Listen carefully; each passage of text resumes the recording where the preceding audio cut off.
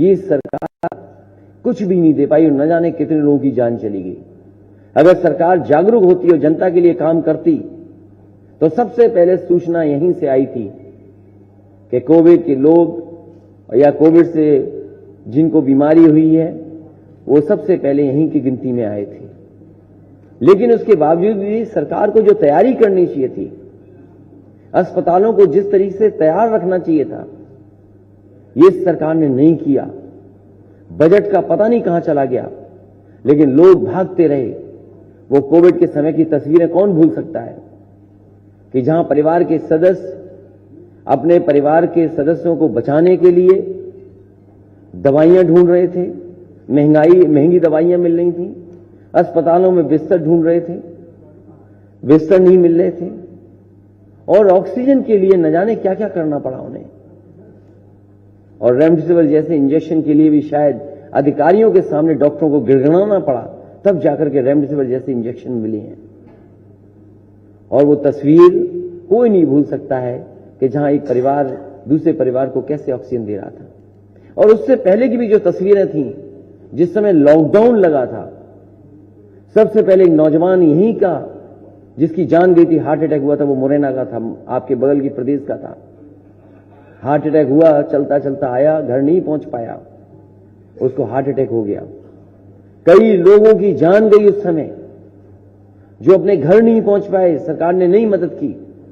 और वो तस्वीर कैसे भूल सकते हैं कि एक मां अपने बेटे को सूटकेस पे लेके जा रही थी और यहां के जिलाधिकारी, यहां सरकार के लोग कह रहे थे कि ऐसा तो बचपन में हमने भी किया, हमें भी ले जाया जाता था।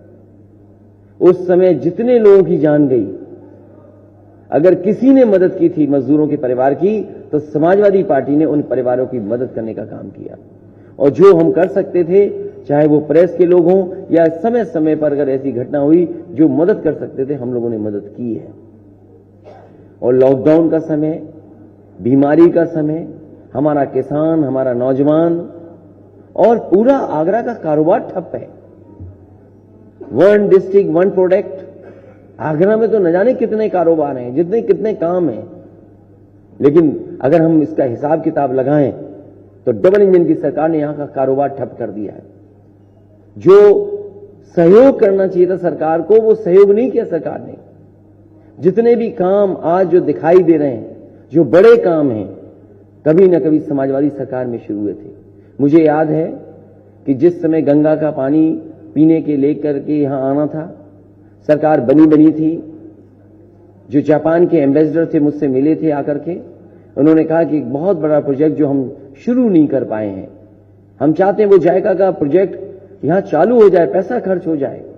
न जाने कितनी सरकारें थी जो लाना चाहती थी, लेकिन उससे पहले वाली जो सरकार थी, किसी कारण उस काम को आगे नहीं बढ़ाया। अगर किसी ने उस समय जायका के प्रोजेक्ट को, पानी पीने को आगरा पहुंचाने का काम किया, तो वो समाजवादी सरकार थी। अभी मैं देखता आ रहा हूं कि पिलर बहुत पहले लग जाने चाहिए थे, अब पिलर लग रहे हैं। मेट्रो अगर किसी ने दी है तो समाजवादियों ने दी है, समाजवादी सरकार ने मेट्रो दी है। और जितने काम उस समय दिए जा रहे थे, अभी भी सरकार आधे अधूरे पूरे नहीं कर पाई। पता नहीं क्या दुश्मनी है विकास से। इन भारतीय जनता पार्टी के लोगों को विकास को गति नहीं दे रहे हैं।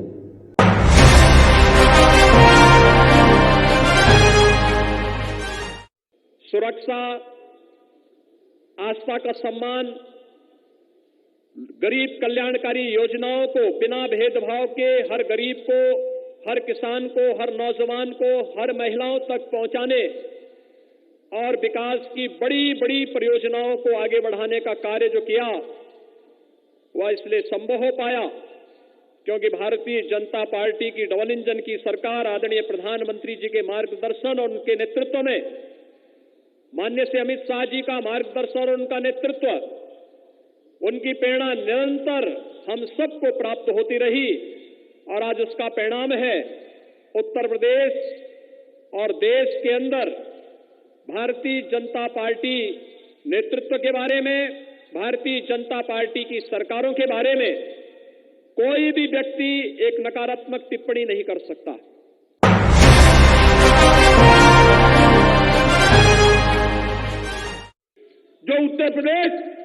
और विशेषकर पूर्वांचल और पश्चिमी उत्तर प्रदेश जो माफियाओं के लिए जाना जाता था, आज मैं भारतीय जनता पार्टी के कार्यकर्ता के नाते, देश के गृह मंत्री के नाते गर्व से कहता हूं, योगी आदित्यनाथ ने उत्तर प्रदेश को माफियाओं से मुक्त कराने का काम किया। उत्तर प्रदेश में माफिया तीन ही जगह दिखाई पड़ता है, या तो वो जेल में है, या तो वो उत्तर प्रदेश के बाहर चला गया है, या तो सपा की विधानसभा सदस्यों की सूची में दिखाई पड़ता है। उत्तर प्रदेश के अंदर से हर जनपद में एक माफिया बनाया था, वो राज करते थे। उत्तर प्रदेश की पुलिस माफियाओं से डरती थी। आज योगी जी के राज में स्थिति ये आ गई है कि माफिया स्वयं जाकर पुलिस स्टेशन के अंदर सरेंडर कर रहा है। मित्रों, सरेंडर कर रहा है।